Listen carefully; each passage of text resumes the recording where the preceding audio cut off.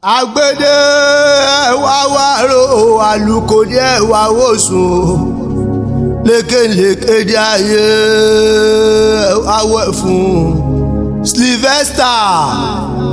Hon.Adu CUBANA. Happy birthday to you ọmọ Ògìngìrò ọmọ àtúpọ̀nrán ìwẹ̀sẹ̀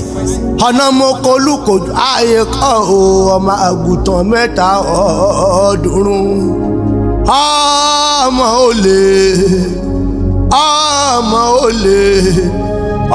ọmọ olè tí ta ń tọpọtọpọtọpọ adúró wọ́n bọ́ lọ́mọ mẹ́sàn-án pín nílé bàbá tó bí ọlọ́mọ wọ́n ní kọ́lọ́mọ mọ́kàn kẹ́yìn ó sì mú mẹ́jọ ọ̀kan tó kù wọ́n tún wò kọ̀rọ̀kọ̀ ọmọ olóye mẹ́kun ọmọ amúdálẹ̀ tí mo gbẹ́nu pa ni Akure lómi méjì ọ̀pẹ̀jẹ̀jì lálà àlà kan ti pèrí ìhò aládòmí ọmọ òṣètọ́mọ Akure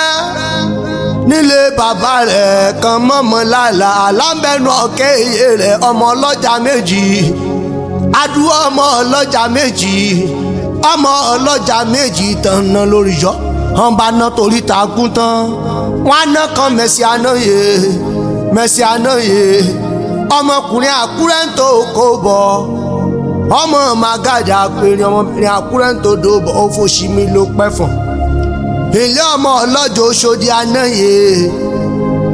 ọmọ ọlọ́jọ́ Òṣòdì àná kòrú ọmọ wa ọmọ ẹkùn tí fi torí o ọmọ ẹkùn tí mọ̀ fi tìrùtìrù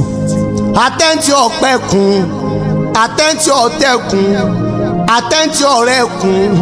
àtẹ́ntì ọ̀jẹ̀kùn nílé bàbá rẹ̀ òkèrè ni wọ́n ti máa ń ná jẹ̀kùn tá ni ọmọ pójú ẹkùn tari ó bá ní lẹ́rù dojú ewúrẹ́ lọ. Honorable Sylvester